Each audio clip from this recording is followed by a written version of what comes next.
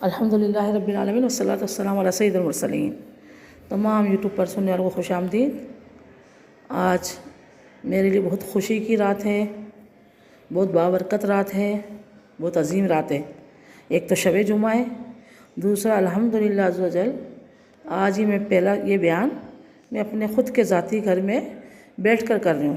کہ میں 25 سال سے کرائے پہ تھی، 25-26 سال سے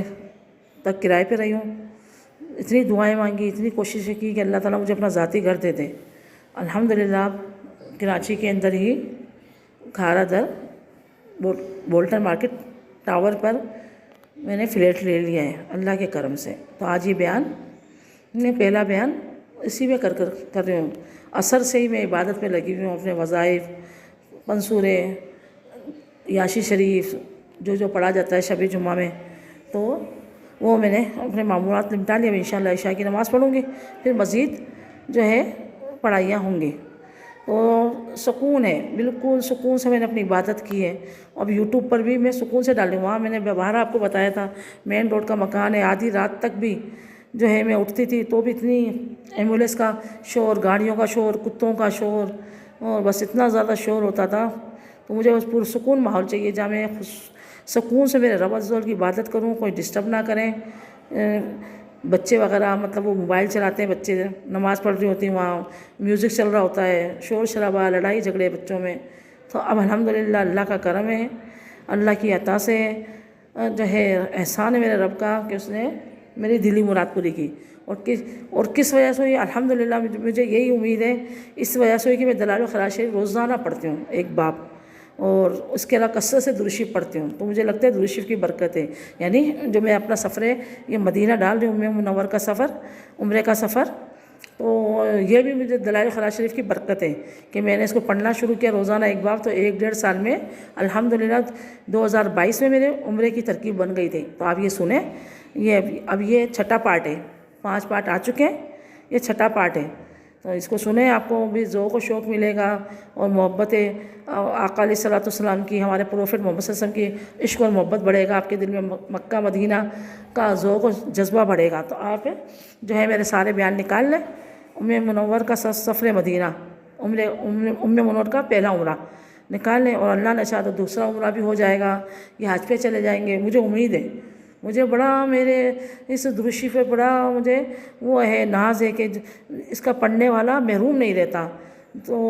آپ سے بھی عرض ہے کہ کثرت کے ساتھ پڑھیں۔ اور شب جمعے کے درود شریف کی یہ برکت ہے کہ میرے آقا علیہ الصلوۃ والسلام فرماتے ہیں کہ ہر دن کا دربان یعنی پیون، خادم،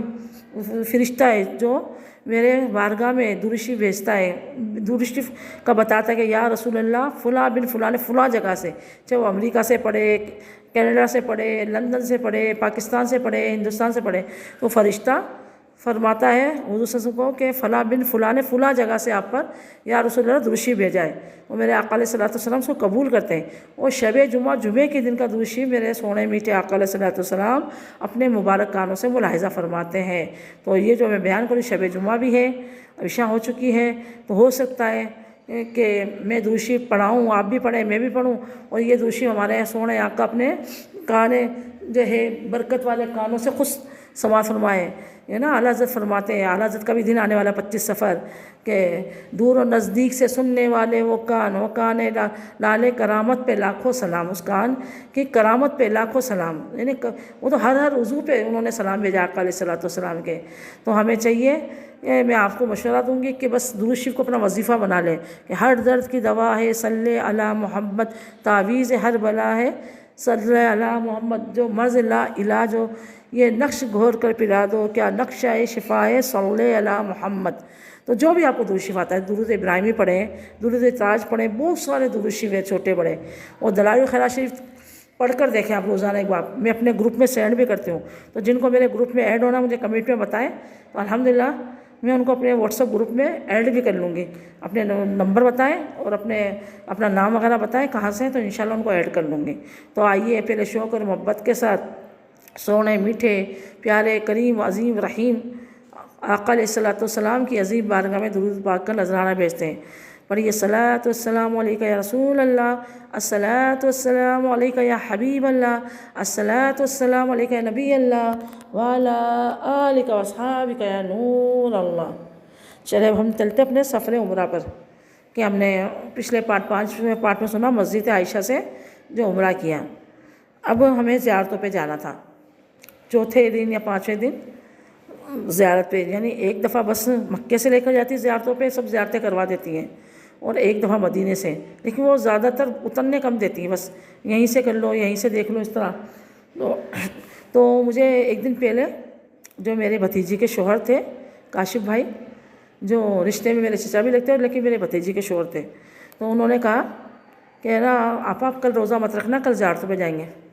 تو میں نے کہا اچھا۔ پھر میں نے سوچا زیارتوں پہ جائیں گے تو اے سی کی بس ہوتی ہے، اور وہاں بھی مسجد وغیرہ میں اے سی ہوتے ہیں، تو رکھ لیتے ہیں روزانہ، تو ثواب ملے گا۔ نئی نئی جگہوں پہ جائیں گے تو روزے کی حالت میں جائیں گے تو انشاءاللہ اجر و ثواب ملے گا۔ اب میں نے روزہ رکھ لیا،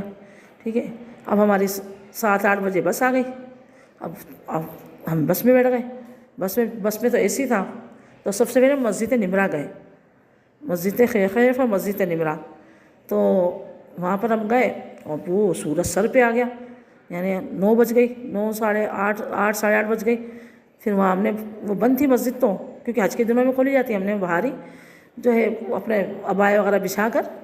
جو ہے اشراق چاش کے وہاں نماز ادا کر لی۔ اس کے بعد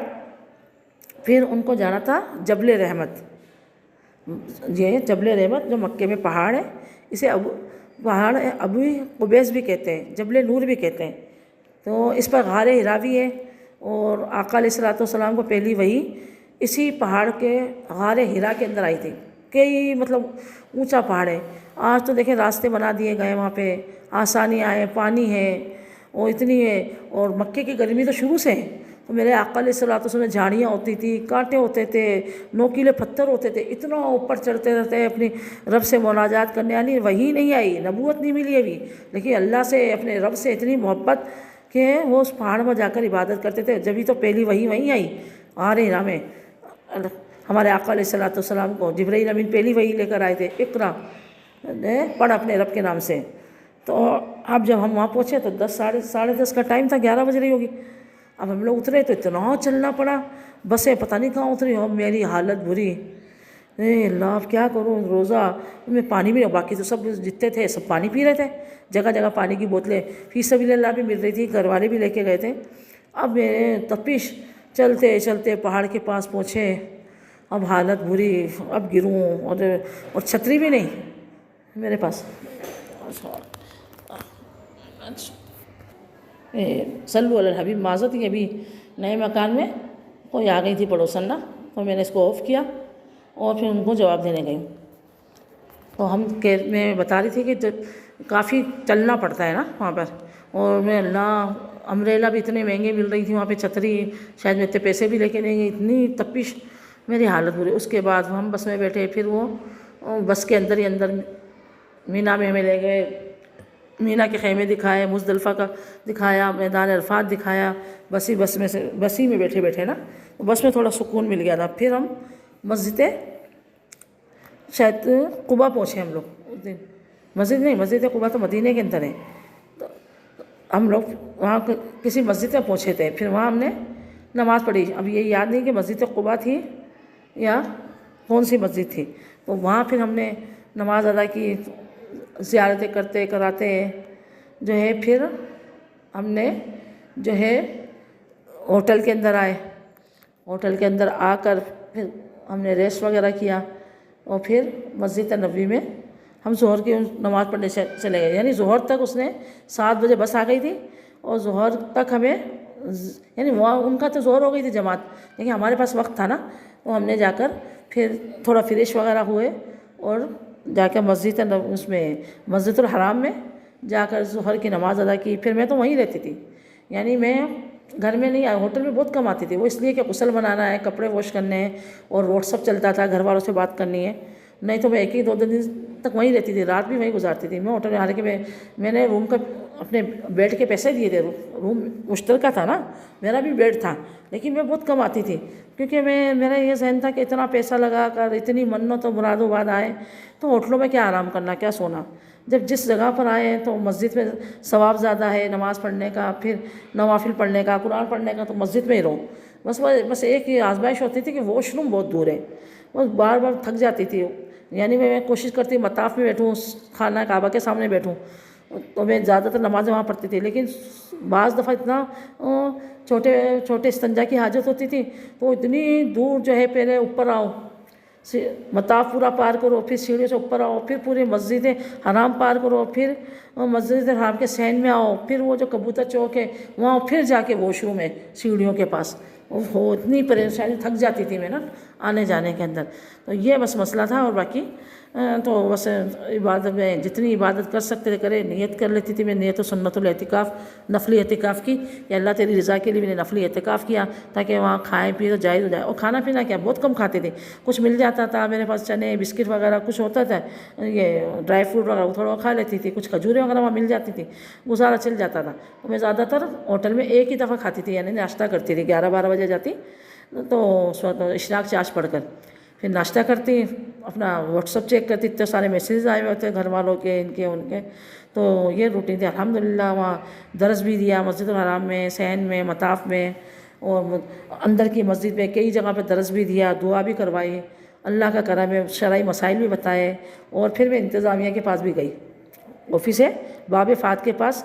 جو سیدھے آتے انتظامیہ کا آفس آئے گا، شرطوں کا، انتظامیہ کا، پولیس کا، الٹے آتے مسجد ہیں جہاں مردوں کی جگہ الگ ہے، عورتوں کی جگہ الگ ہے، تو کئی مسائل لے کر گئی، انشاءاللہ تو وہ بتاؤں گی میں کہ کون کون سے مسئلے لے کر گئی تھی۔ انہوں نے اپریشیٹ کیے، انہوں نے ایک ترجمان بلایا، وہ خادم ہوتے ہیں جو پاکستانی یا بنگلہ دیشی کے کیا کہہ رہی ہیں میں نے بتایا، تو انہوں نے وہاں کے جو ہے منتظم اعلیٰ انہوں نے اپریشیٹ کیا کہ نہیں ہاں ہم اس پہ غور و فکر کریں گے، سوچیں گے، آگے ہم بات پہنچائیں گے۔ تو ویسے میرے کو کڑن تھی کہ یہ مسئلہ حل ہو جائے، یہ ہو جائے، وہاں جا کر بھی مطلب یہ تھی کہ یہ بات یہ ہو جائے ہمارا نا،